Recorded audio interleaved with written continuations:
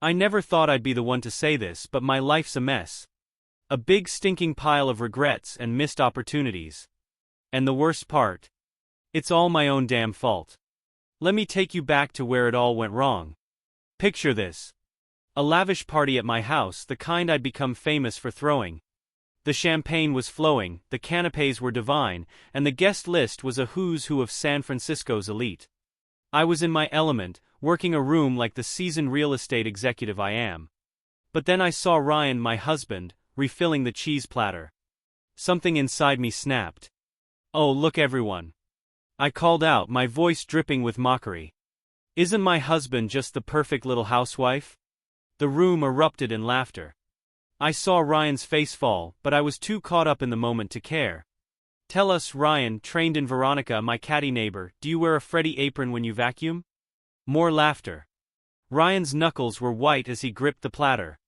"I bet he makes a mean pot roast," added Charles, a smug investment banker I'd been trying to land as a client. I should have stopped it there. I should have defended my husband, the father of my children, the man who'd given up his career to support mine. But I didn't. Instead, I went for the kill. "Oh, if he does more than that. You should see him with a feather duster. It's like watching Baryshnikov dance." The room howled. I felt powerful and in control. But then I saw Ryan's eyes. They were cold, filled with a hurt and anger I'd never seen before. He set down the platter with a clang that silenced the room. "You know what, Emma?" he said, his voice low and dangerous. "You can serve your own damn cheese." And with that he walked out. Not just out of the party, but out of my life as I knew it. As the door slammed behind him, I felt a chill run down my spine. What had I done? But let me back up a bit. How did Emma Hartley, a 45-year-old real estate mogul, end up in this mess? It all started with my father, Richard Hartley. A stern man with a penchant for control, he ran our household like a military operation. Everything had to be just so, from the perfectly mowed lawn to the immaculate interior of our home. "Emma," he'd say, his voice as crisp as his freshly ironed shirts, "control is power. And power is everything." Those words became my mantra. I applied them to every aspect of my life. In college, I was the one organizing study groups and planning events. When I met Ryan, I took charge of our relationship, even down to planning our wedding. Ryan was different from the other men I'd dated. He was laid back, creative, and didn't seem to mind my take-charge attitude. In fact, he seemed to find it attractive. "You're like a force of nature, Em," he'd say, his eyes twinkling. "I love watching you work your magic." When we had our kids, Zoe and Max, it seemed natural for Rain to stay home. I was on the fast track at work, climbing the corporate ladder with the ferocity that surprised even me. "I've got this," I tell Ryan as I rush out the door each morning. Briefcase in one hand, coffee in the other. "You focus on the kids." And focus on the kids he did. While I was closing deals and smoothing clients, Ryan was teaching Zoe to ride a bike and helping Max with his science projects. I told myself it was for the best. After all, I was providing for our family, wasn't I? But as the years went by, something started to shift. The kids grew more distant. Family dinners became a rarity, replaced by quick bites between meetings and late-night work sessions. One night, I came home later than usual. The house was quiet, the kids already in bed. I found Ryan in the kitchen, nursing a glass of whiskey. "Hey," I said, dropping my keys on the counter. "Sorry I'm late. Big client dinner." Ryan didn't look up. "Zoe had her dance recital today." My stomach dropped. That was today. I thought it was next week. No, it was today. "She looked for you in the audience. I had to tell her you couldn't make it." The guilt hit me like a punch to the gut. "I'll make it up to her," I promised. Ryan finally looked at me, his eyes tired. "Have Emma? How are you going to make up for all the moments you've missed?" I didn't have an answer for him. Instead, I did what I always did when faced with a problem I couldn't solve. I threw myself into work. The next few weeks were a blur of meetings, property viewings, and networking events. I told myself I was doing it for my family, that every deal I closed was securing their future. But deep down I knew the truth. I was hiding. Then came the day I tried to fix everything with a home-cooked meal. I'd seen it in a movie once. A career-driven mother reconnecting with her family over a lovingly prepared dinner. It seemed foolproof. I left work early, at 6 p.m. instead of 9 p.m., and stopped by the grocery store. I had no idea what my family liked to eat anymore, so I grabbed whatever looked good. Organic vegetables, prime-cut steak, some fancy French cheese I couldn't pronounce. By the time everyone got home, the kitchen was a disaster zone and I was frazzled. But I'd managed to put together what I thought was a decent meal. Surprise! I called out as they walked in. I made dinner. The looks on their faces were not what I'd expected. Confusion, maybe even a hint of disappointment. But it's pizza night, Max said, his voice small. Pizza night? I echoed. Ryan nodded. Yeah, every Thursday we order from Tony's down the street. The kids look forward to it all week. I felt my carefully constructed world crumbling around me. I hadn't known. There's a lot you don't know, Emma, Ryan said softly. We ate in uncomfortable silence, the kids picking at the unfamiliar food. As soon as they were done, they disappeared to their rooms, leaving Ren and me alone. I was trying to do something nice, I said, my voice cracking. Ryan sighed. I know, but Emma, you can't fix years of neglect with one meal. His words stung, but I knew he was right. I'd been so focused on controlling my career, on being the best, that I'd lost control of what really mattered. The next day, I threw myself back into work with renewed vigor. If I couldn't control my family life, at least I could control this. I started throwing more parties, each one more extravagant than the last. I told myself it was for networking, for advancing my career. But really, it was a distraction. Which brings us back to that fateful party. The one where I humiliated Ryan in front of everyone. The one that might have been the final nail in the coffin of our marriage. After Ryan stormed out, the party quickly fizzled. I made some weak excuses about him not feeling well, but I could see the judgment in people's eyes. They'd witnessed something ugly, something that couldn't be smoothed over with another glass of champagne. That night, I slept in the guest room. The next morning, Ryan was gone before I woke up. The kids were sullen at breakfast, barely speaking to me. Where's Dad? So I asked, pushing her cereal around the bowl. He had to leave early, I lied. Max, always the perceptive one, saw right through me. It's because of what you said at the party, isn't it? I felt my throat tighten. You heard that? He nodded. We both did. Mom, how could you? I had no answer. I tried to make amends. I cut back on my hours at work, started coming home for dinner, but it felt like too little, too late. The damage had been done. One night, I found Ryan packing a suitcase. What are you doing? I asked, my heart racing. He didn't look up. I'm going to stay with my brother for a while. I need some time to think. Think about what? I knew the answer, but I needed to hear him say it. About us, Emma. About whether this marriage is still working. The words hit me like a physical blow. Ryan, please, we can fix this. I'll do better, I promise. He finally met my eyes and I saw a mixture of sadness and resignation. That's just it, Emma. You've been saying that for years, but nothing ever changes. You're still the same controlling, work-obsessed woman I married, and I'm not sure I can live with that anymore. As he walked out the door, I felt my carefully constructed world crumbling around me. I'd always prided myself on being in control, on having all the answers. But now, faced with the prospect of losing my family, I realized how little control I actually had. The next few months were a blur of therapy sessions, tense family dinners, and sleepless nights. I threw myself into trying to reconnect with my kids, but it was like trying to scale a wall with my bare hands. Every time I thought I was making progress, I'd say or do something that reminded them of the absent mother I'd been for so long. One afternoon, I came home early to find Zoe crying in her room. When I asked what was wrong, she hesitated before answering. I had got my first period, she said, her voice small. My heart broke. This was a milestone moment, one that should have brought us closer together. Instead, my daughter had been alone and scared. Oh, sweetheart, I said, moving to hug her. She stiffened in my arms. Why didn't you call me?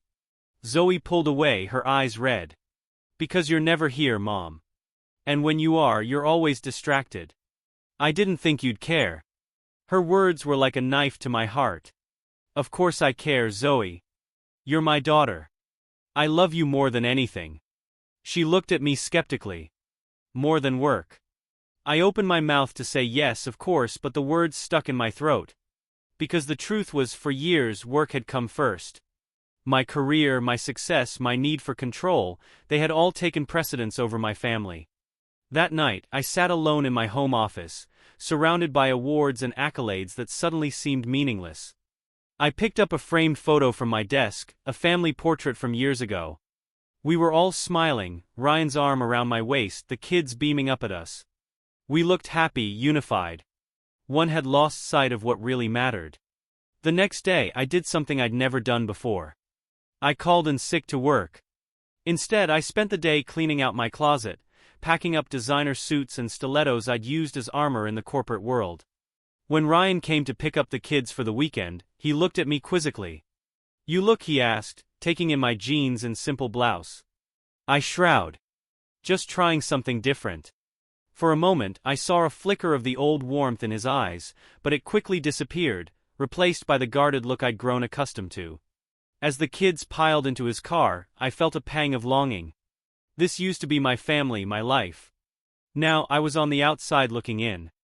That weekend, alone in the house that suddenly felt too big, too empty, I did a lot of soul-searching. I thought about my father, about the lessons he taught me. Control is power. Power is everything. But what good was power if you were alone? I thought about the clients I'd wined and dined, the deals I'd closed, the accolades I'd received. None of it seemed to matter now, not when my family was slipping through my fingers. On Sunday night, as I waited for Ryan to bring the kids home, I made a decision. It was time for a change. A real change, not just empty promises and temporary fixes. When they walked in, I was waiting in the living room. The kids looked wary, Ryan confused. "Family meeting," I said, patting the couch beside me. They sat, exchanging glances. I took a deep breath. "I owe you all an apology," I began. "Actually, more than an apology, I owe you an explanation and a promise." And so I talked. I told them about my childhood, about the pressure I'd always felt to be in control. I talked about my fears, a failure of vulnerability, of losing the power I'd worked so hard to gain. But I realize now, I said, my voice cracking, that in trying to control everything I've lost what matters most. You, all of you. I looked at each of them in turn. Max, his eyes wide and uncertain. So, biting her lip, as she always did when she was emotional. And Ryan, his expression unreadable. "I can't promise I'll get everything right from now on," I continued. "But I can promise that from this moment on, you are my priority. Not work, not status, not control. You." The silence that followed was deafening. Then, to my surprise, it was Max who spoke first. "Does this mean you'll come to my science fair next week?" I felt a lump in my throat. "Wouldn't miss it for the world, buddy." "So was next. And maybe we could go shopping together. For, girl stuff." I nodded, blinking back tears. "I'd love that." Finally, I looked at Ryan. He was quiet for a long moment, then said, "It's not going to be easy, Emma. There's a lot of hurt to work through." "I know," I said. "But I'm willing to do the work if you are." He didn't answer right away, and I felt my heart sink. But then he reached out and took my hand, giving it a gentle squeeze. It wasn't forgiveness, not yet, but it was a start. The next few months were some of the hardest of my life. Changing ingrained behaviors, learning to let go of control. It was like learning to walk all over again. There were stumbles, setbacks, moments when I wanted nothing more than to retreat back into my old patterns. But I persevered. I cut back my hours at work, delegating tasks I would have once insisted on handling myself. I started attending therapy, both on my own and with Ryan. I made time for family dinners, for helping with homework, for just sitting and talking with my kids. It wasn't always smooth sailing. There were arguments, tears, moments of frustration on all sides. But slowly, gradually, things began to change. I was there when Max's science project won first prize, cheering louder than any other parent.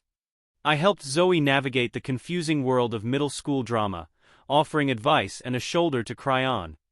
And Ryan, well, we were taking it one day at a time, rebuilding our relationship brick by brick. One evening, about 6 months after that fateful party, we were all sitting in the living room. Max and Zoe were squabbling good naturally over the remote, while Ryan and I sat side by side on the couch. Without thinking, I reached out and took his hand. To my surprise, he didn't pull away. Instead, he laced his fingers through mine and gave a gentle squeeze. It was a small gesture, but it felt monumental. For the first time in years, I felt truly connected to my family, and I realized something profound. True power isn't about control. It's about love, trust, and the courage to be vulnerable. It's about putting others first and having the strength to admit when you're wrong. As I looked around at my family, imperfect, messy, but together, I felt a sense of peace I'd never known before. This, I realized, was what real success looked like. I still have a long way to go. Old habits die hard, and there are still days when I struggle with my need for control. But now, when I feel that urge rising, I look at the family photo on my desk, a new one taken just last week. Continuation of the previous content. In it, we're all laughing. Our arms around each other, genuine smiles on our faces. It reminds me of what I'm working towards, what really matters. As I sit here now reflecting on my journey, I can't help but marvel at how much has changed. The Emma of a year ago would hardly recognize me now. Gone are the power suits and the constant need to be in charge. In their place is a woman who's learning to listen, to compromise, to put her family first. But let me be clear, it hasn't been easy. There have been moments of doubt, times when I've been tempted to fall back into old patterns. Like the day I almost missed Zoe's dance recital because of a last-minute work crisis. I was sitting in my office, staring at my computer screen, when my phone buzzed with a reminder. Zoe's recital was in an hour. At the same time, my email pinged with an urgent message from a high-profile client. They needed me to review a contract at Air Zeepi. The old Emma wouldn't have hesitated. She would have fired off a quick apology text to Zoe and dived into the contract. But as I reached for my phone, I caught sight of the family photo on my desk. I remembered the hurt in Zoe's eyes when I'd missed her events in the past. With a deep breath, I called my assistant. "Janet," I said, "I need you to handle the Peterson contract. I've got a family commitment." "But Ms. Hartley," Janet protested, "you always handle the big clients yourself." "Not anymore," I replied, already reaching for my coat. "I trust you, Janet. You can do this." As I rushed out of the office, I felt a mixture of anxiety and exhilaration. I was letting go of control, trusting someone else to handle an important task. It was terrifying and liberating. I made it to the recital with minutes to spare. The look on Zoe's face when she saw me in the audience was worth more than any business deal. And you know what? The contract got signed without a hitch. Janet did a fantastic job. That night was a turning point for me. I realized that letting go didn't mean everything would fall apart. In fact, it often led to better outcomes than I could have imagined. Take my relationship with Ryan, for instance.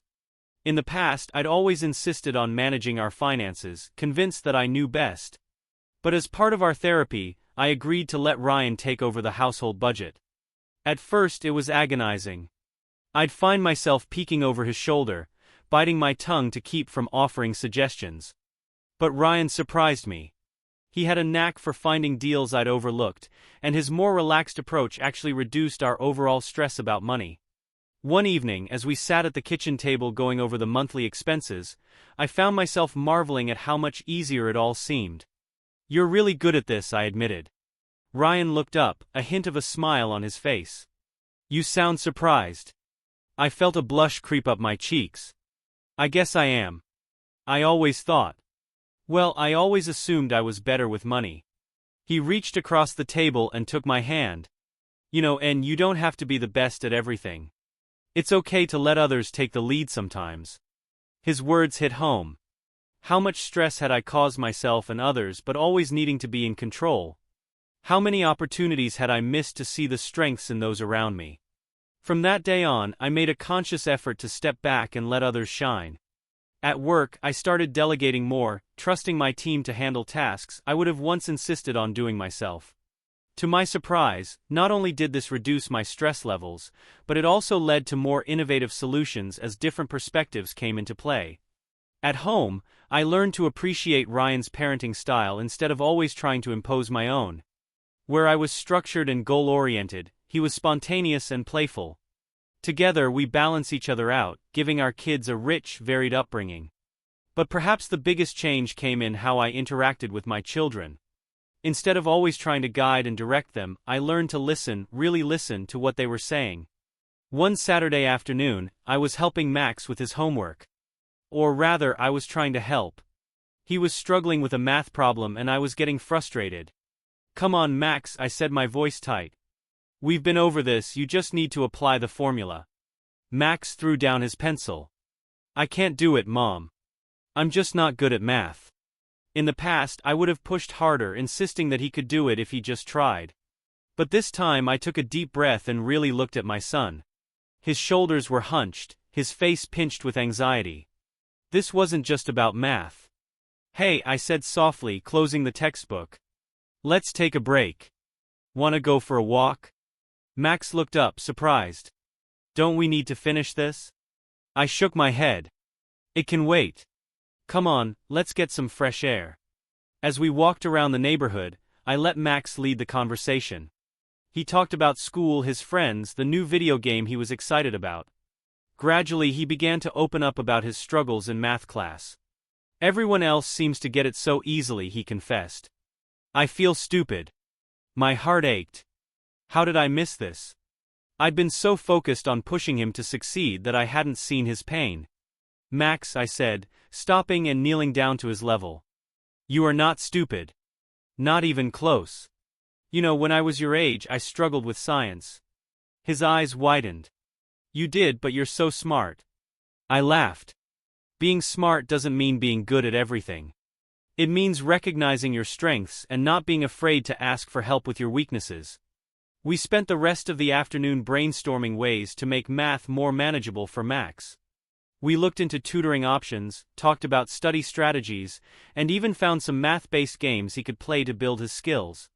By the time we got home, Max was in better spirits. As he headed up to his room, he turned back to me. "Thanks, Mom," he said, "for listening." Those 3 words meant more to me than any business accolade ever had. As the months went by, I found myself settling into a new rhythm. Work was still important, but it no longer consumed me. I learned to set boundaries, to say no to late-night meetings and weekend calls. And you know what? My career didn't suffer. If anything, I became more effective. My decisions were sharper because I was well-rested and balanced. At home, the atmosphere changed. There was more laughter, more spontaneity. Family game nights became a regular thing, with fierce competitions over board games and charades. We started taking weekend trips, exploring nearby towns and parks. These outings weren't meticulously planned like our old vacations. Instead, we'd often just pick a direction and see where the road took us. One such trip led us to a small coastal town we'd never visited before. As we wandered the quaint streets, popping into quirky shops and sampling local treats, I felt a sense of contentment I'd never known before. We ended up on the beach as the sun was setting. So Max and Max were chasing each other through the waves, their laughter carried on the salty breeze. Ryan and I sat on the sand watching them. "They're growing up so fast, I'm used to it." Ryan nodded. "They are. But you know what? We're not missing it anymore." I leaned against him and he wrapped an arm around me. "No," I agreed. "We're not." As I sat there with the warmth of my husband beside me and the joyful sounds of my children in the background, I realized something profound. This moment, imperfect, unplanned, sand in my shoes and all, was worth more than any corner office or prestigious award. I thought back to my father's words, "Control is power, power is everything." For so long I'd lived by that mantra, believing that if I could just control every aspect of my life, I'd be happy. But true happiness, I now knew, came from letting go. From embracing the messy, unpredictable, beautiful chaos of life and love. Don't get me wrong, I still have my moments. There are days when the old Emma rears her head, wanting to take charge and micromanage. But now I have tools to deal with those impulses. I have a supportive family who gently reminds me when I'm slipping into old habits. And I have the wisdom to know that it's okay not to be perfect. As I write this, sitting in my home office, which has been repurposed into a family study space, I can hear the sounds of my family in the other room.